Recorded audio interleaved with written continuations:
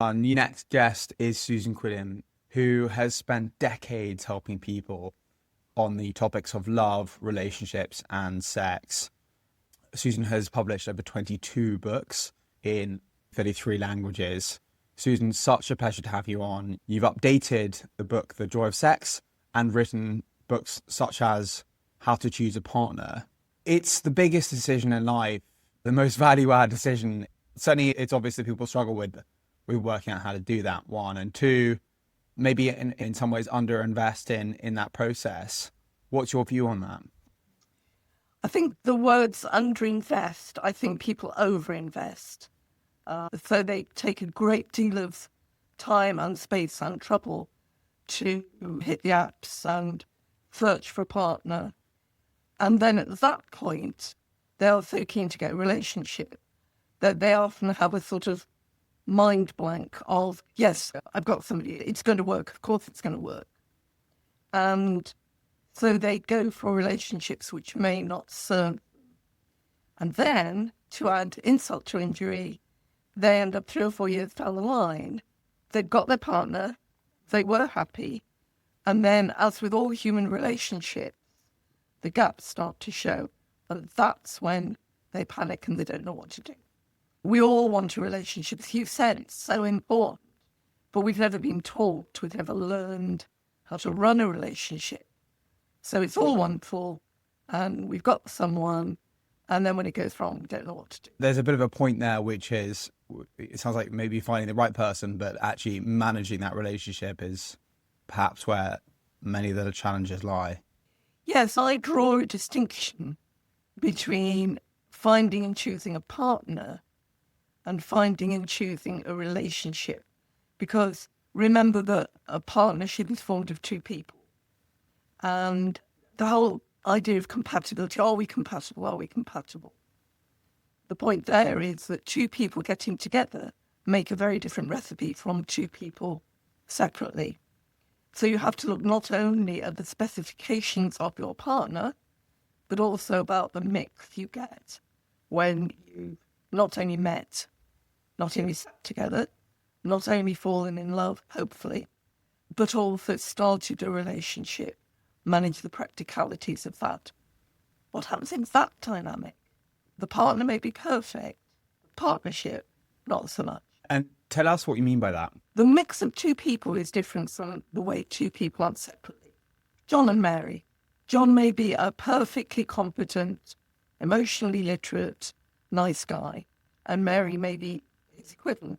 But if they meet and get on at the beginning, what may happen over time is that particular mixture just doesn't work.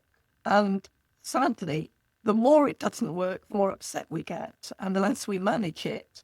And then it's one of those vicious spirals that goes downwards. I'm not being catastrophic here. Many relationships work well. But the sad fact is that nowadays, the divorce rate, let's say people who marry today, the divorce rate will be approaching 50%. So 50% of relationships that are formalised today will end at some point, sooner rather than later. So what we're looking for is not a partner that I can commit to. It's a relationship that's going to last and get better over time. And that's a very different skill set. And it's a very different set of reasons for choosing the partner and the partnership in the first place.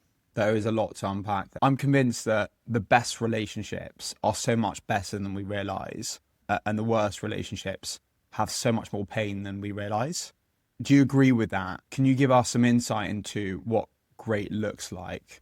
I'd then really love to dive into some of the fragments of why things are grey, and maybe some epic relationships that you've heard about and had shared to you, and things that we can learn from those. Absolutely. Let's start with your first point. Do I agree that the best relationships are wonderful, even more than we realise, and the worst relationships are worse? Absolutely. One of the interesting things there is that the relationships we see in the media are not trumpeted as a wonderful relationship, X has fallen in love with Y. What we don't see is the quiet and steady contentment of a relationship that has lasted 50 years. Because from the outside, it looks boring. And from the inside, it's a constant journey of support and growth. And each person helping the other one to fulfill their potential. And I'm not even talking about children. Having children is also wonderful. Let's just focus on partnership for a moment. That can change people for the better. It can help them through the worst times in life. And yeah, far more wonderful. The other side of it is that the worst relationships can destroy you. It can make you, man or woman, feel bad about yourself, bad about your life, unable to step aside from that for a number of reasons. Fear of failure, feeling that you don't want to let your partner down. Although I was saying before that divorce is more common, and it is certainly easier in the Western world than it used to be. People do hang on in there, often for themselves, often for the sake of children, in utter misery, going through life knowing that this is it for the rest of their lives, but terrified to leave and unhappy in staying. You mentioned a wonderful word there, which is contentment. Certainly in my journey, I look at some good moments and I think, wow, this is what content feels like. It's rather an interesting word. And what you allude to is one could be walking through past a restaurant, seeing couples not talking, maybe in silence. And from the outside, that might not look like much fun, but actually, probably in many cases, potentially utter peace. Talk to us about you in your time. You've been an Agony on writer. You've replied to over 25,000 letters. You will, in your time, have seen people who you have been incredibly moved by how they approach relationships in a good way.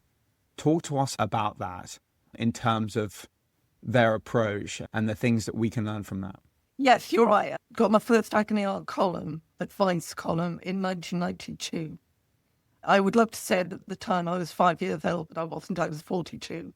So the last 40 years, 30 years more or less, some of the most heartrending letters. I'll give you one example. I received a letter back in the day when letters were written rather than emailed. And so I had a piece of paper in front of me, and the story on the first page was of a woman who, their first night with her husband, things had not gone well in the bedroom. And she was wondering whether they could save their sex life. Could they reclaim their sex life? And so I read down the first page and I read about how they really loved each other, still loved each other. And I turned to the page expecting to find the words, "We were married last summer," or "We were married 2 years ago." And I'm thinking, 2 years, and okay, sex is not everything. But she wanted to have sex and her husband wanted to have sex with her. So yes, this is really sad. I get to the end of the letter and the PS is, "We got married 25 years ago." And I'm thinking, first of all, what a tragedy of living a life where not only was there no sex, which to some couples is fine, not only was there no sex, but they want it to be. They want to have a sex life. And secondly, what courage it takes after 25 years to put your head above the parapet and say, "We're not having sex. We want to change this. We still love each other. Please help us." The courage it takes to do that. So that's at one end of the spectrum. And then people usually write to me about problems. And my work also includes coaching, personal coaching, and I've written books and people write to me about the books. And some people write and say, "We just want you to know that we are happy." And they're describing a life, married life or partnered life, short or long, where they've had problems. but they've overcome them. They've had tragedies. They've maybe had a sick child or a bereavement or a challenge or an affair. And they've gone, no, this is worth working for. And equally, some people leave, and that takes courage too. But they turn it round and they say, okay, the next relationship, we're going to keep the lessons and we're going to do better. So absolutely a spread of all sorts of stories. And I have to say that I find all of them inspirational. It's very clear when we're chatting to some people and the way they interact with their partner, just how much joy they bring to each other. Do you have advice for people in terms of how to... I think it's quite interesting where people come from in terms of how they view a relationship, right? What can they give their partner and what does communication look like? Share your view about how these people get it right. It's an interesting phrase, getting it right, because it changes. What is useful and helpful at the beginning of a relationship when you're just getting to know each other may not be what's wanted. At the beginning, ask questions. Throughout a relationship, ask questions. But particularly at the beginning, get to know the other person. Are you at ease with them? Are they at ease with you? Above all, and this is a touchstone, are you motivated to make the other person happy? There's so much emphasis nowadays on, I want a relationship because it's going to make me happy. I want a relationship because it's going to give me the ability to have children, or the ability to feel good about myself, or the ability to trust myself and have self-confidence. But the other touchstone is this a person I could give to as well as take from? And frankly, if you can't, they're probably the wrong person for you. Now, longer term, the advice is still the same. Keep asking questions. Because the thing that we don't realise about people in relationships is that you change. So the person you meet on the first date, and it's really nice and it's sparkling, it's wonderful, it's not going to be the person you're going to be in relationship with 5 years later, or 10 years later, or 50 years later. I've this year been to 2 parties for couples who have stayed together 50 years. It's like, wow, different people. They will have changed and they will have changed each other. So you need to keep asking questions. And if a couple comes to me for coaching and says, we're bored, I'm looking at, how can you get interested again? And sometimes it's simply realize that the person you're with is not the same person. So actually, you need to keep asking the questions and finding out who you are, and also sharing who you are with your partner. So you mentioned communication earlier, of course, but it's communicating, not just telling the other person, but asking the other person and encouraging them to ask you, how was your day? It's not a trivial question. It's a question that says to the other person, tell me who you are today. Let me learn you. Let me continue to learn you. And let me continue to learn you for 50 years. Such a beautiful comment, and it's very simple. I really love the nature that something can be applied for people every day, and it's such a small attitude that costs nothing. Are there other things that you can think of that looking at it just do make a real difference? And I appreciate people are very different in terms of what they need. We get told about this thing called love languages, etc. But what are the questions that you think really make people feel like close to one another, or can help bind people during difficult times or as people change? Maybe it's weekly actions, just the concept of continued dating, taking it in turns on owning an evening and gifting that person a really special experience. There just must be things that one can do to keep life exciting, keep that person feeling special. Do you have views there? Yes, a number of things. making somebody else feel special or helping them to feel special. One really important word, and that's attention. So if you're with your partner, it's really good not to be more with your phone than with your partner. And I'm not saying you should never check your phone. I'm not saying that phones aren't hugely important.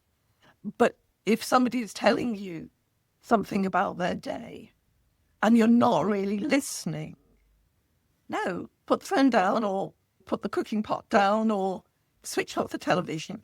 And even just 5 minutes a day of, I'm with you, I'm listening, I'm interested, I'm focused completely on you, can be a hugely important part of a relationship. And notice I said 5 minutes, doesn't need 24 hours, doesn't even need an hour. So even if you have children, it should be possible just to say, I'm with you, and I'm with you for 5 minutes because you're important. And then, yes, please, give me that back. There are 3 other points I want to make about this, and they're not quite so specific. But what I've found in all my work is that if a couple is compatible on 3 out of 4 criteria, they're usually doing pretty well. And here are the 4 criteria. Do you get on day to day? Are you comfortable with each other? If you're not, you really need to look at that, because if you're with a partner that you're not comfortable with, if you're constantly irritated, if you're constantly finding them uninteresting, if you're constantly feeling critical of them, or are they feeling critical about you, then you do need to look carefully at what's happening and do something about it. That's the first element. The second element is, when you have a problem, can you solve it? I'm not saying, it's a good aphorism, but I'm not saying never go to sleep on a row. Yeah, it's good, but sometimes you want to simmer overnight or even for a week. But there's this therapeutic term, rupture and repair. In other words, if you have a clash, if you have a difference, if you're screaming at each other, what happens next? Do you then come back together? Maybe say sorry, maybe smile, maybe bring flowers. I mean, whatever way, and you mentioned love languages, whatever way is important to your partner, are you willing to say, let's make up now? And are they willing to accept that? Are you not doing the dance of, well, if you want me, I don't want you. Or if you're nice to me, then I'm just going to shout at you a bit more just to make it clear that you're not winning me over that way. So number 1 is, do you get on well? Largely, most of the time. Number 2 is, when you don't get on well, can you come back together? Maybe not tonight, but no, we felt bad about each other for 3 months. You do rupture, will do, and then you repair. The other 2 criteria I would use, and unfortunately they only become clear over time, although there's a way around that. The first one is, if you as a couple, or one of you as an individual, hit a crisis, and I'm going to get a bit serious now, maybe you get a phone call and something terrible has happened to one of your parents, or I hope not, one of your children, or you suddenly find that you've lost your job, or you've been in a bad car accident, that crisis where, yeah, there's something badly wrong.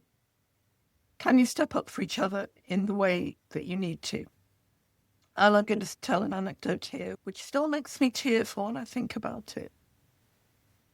I was teaching a workshop, teaching a seminar, and it was about relationships.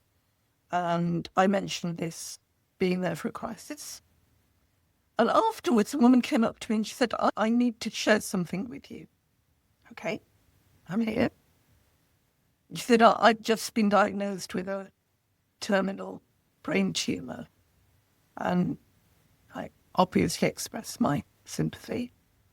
And she said, no, I thought that was coming and it's awful, but she said, the thing that has broken me if 2 days after I had that news, my partner said that it was too much for him to bear, he packed his bags and left. Okay.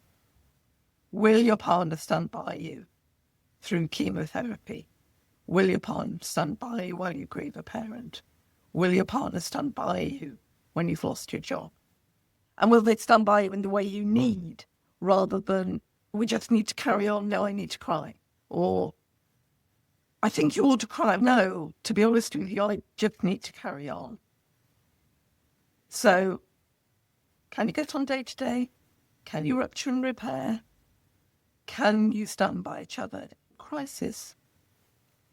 The fourth test and the fourth way forward doesn't seem obvious, and it's, can you celebrate with each other?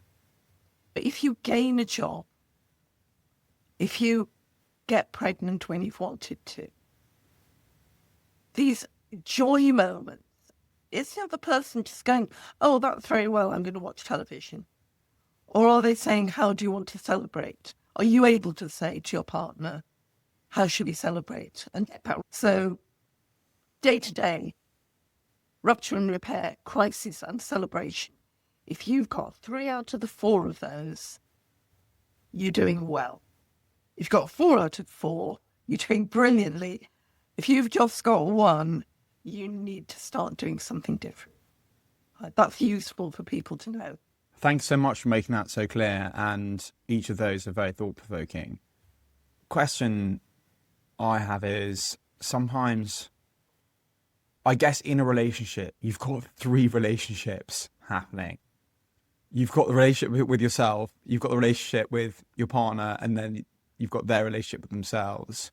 Nice. And all 3 of which are moving the whole time to different degrees. Now, what if you really like someone, but they've just got chaos going on at the moment, and they just don't have emotional availability, or they're not able to bring you into their world in a way that is emotionally secure in the way that they want to. They do want you, but they just struggle based on what's going on. I guess part of that is managing that in itself. And then the second part is also, some people unfortunately just go through so much anxiety and are set in a certain way, and I'm sure they can change in certain ways, but to a degree, the whole concept of, can you actually change people? You've got that whole dynamic. There's 2 parts to that question. What are your thoughts there?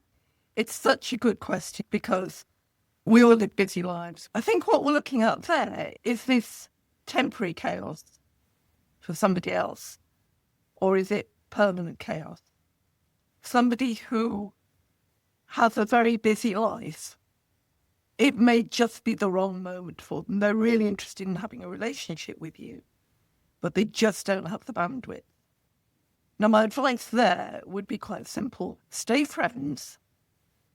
Don't get too involved, because this may not work out, but be there for them. Make sure you see each other regularly. Make sure you continue to state that you're still interested. Check out whether they are. Put a time limit on it. Maybe 3 months. If at the end of that time you are losing interest, be clear about that. If they are losing interest, make sure that's clear. But also of that time, have a look at the overall pattern.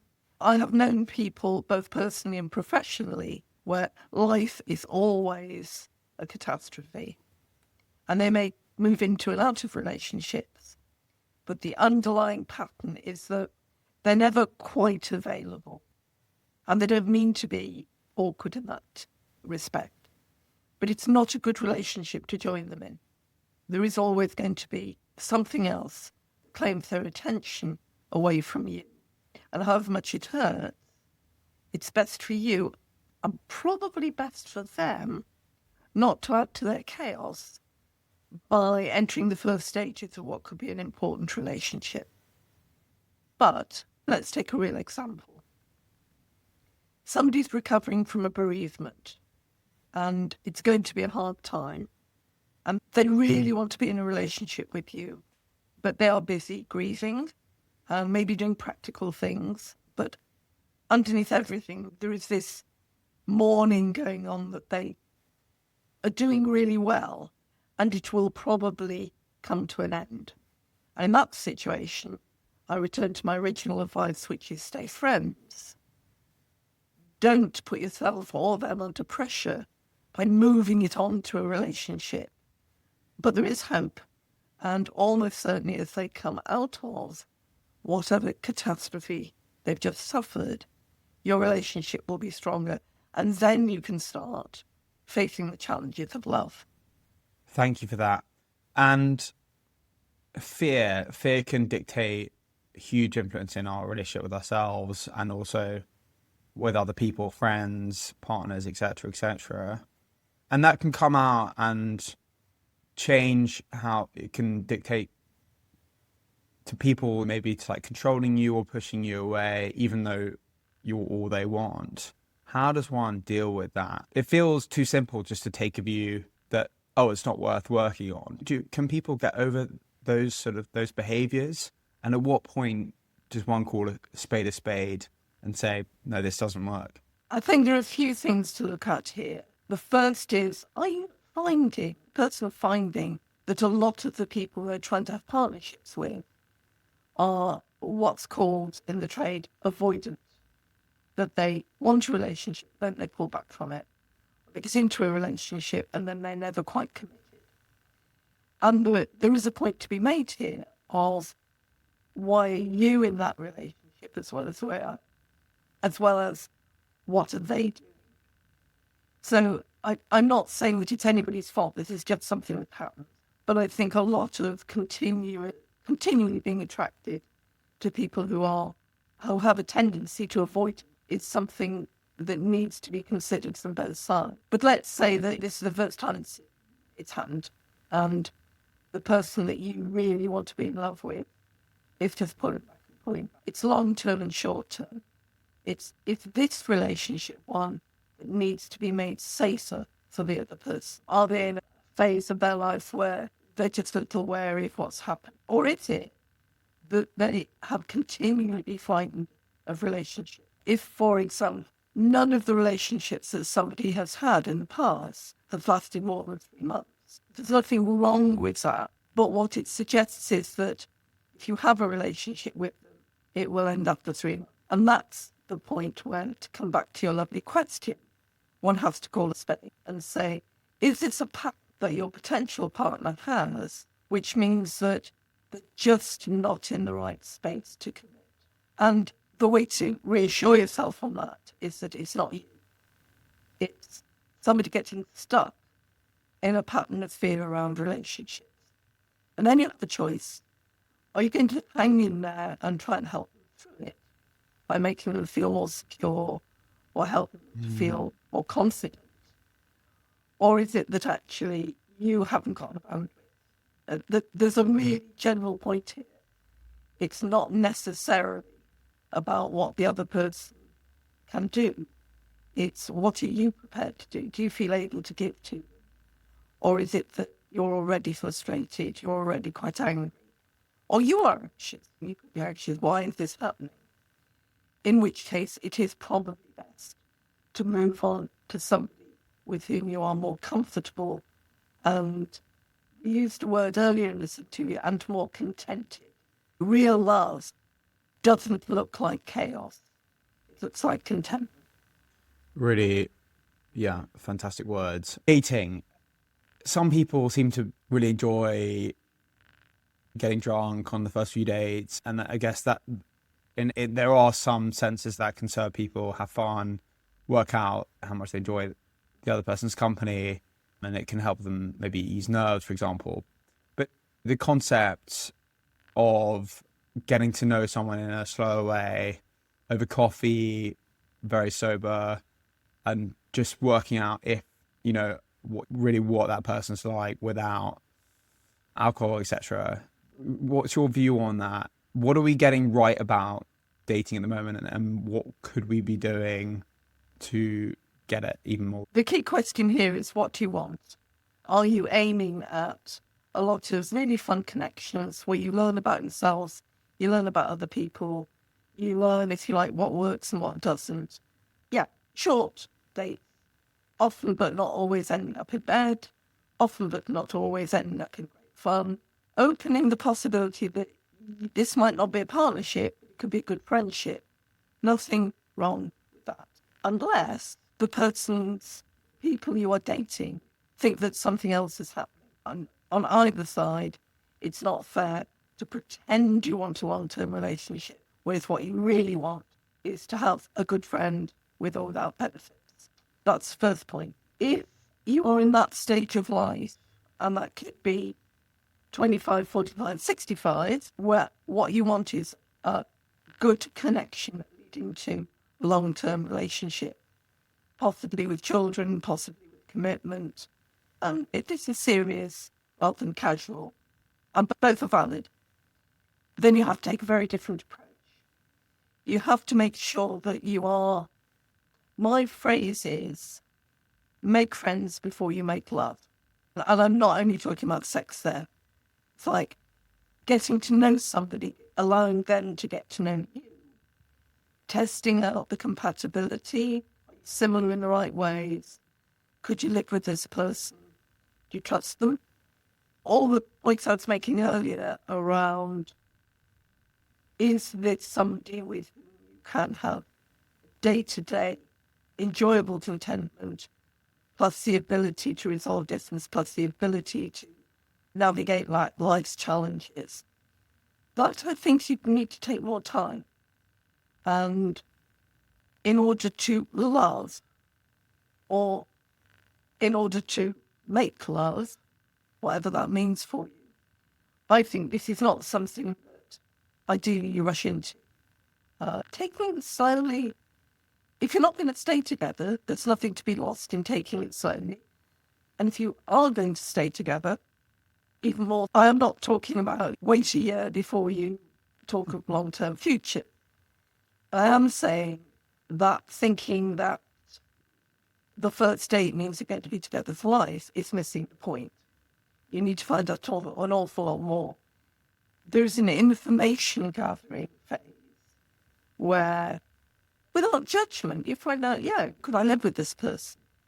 And that can take time. I just want to step sideways from the question you asked and say that some cultures,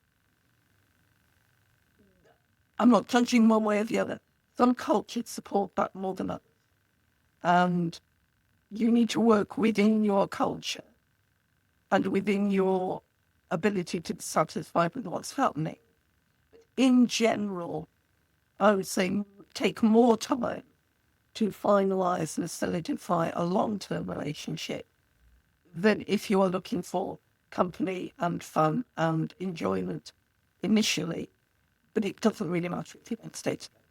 So information gathering is such an interesting one. What, I guess, part of it, you want to be quite relaxed probably on how you work out things about people and making people feel at ease.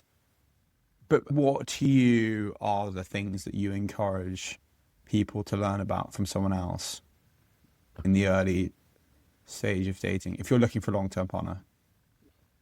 At the most basic level, you need to find out if your values fit. Are you completely committed to being a workaholic? And not a lot is going to change that.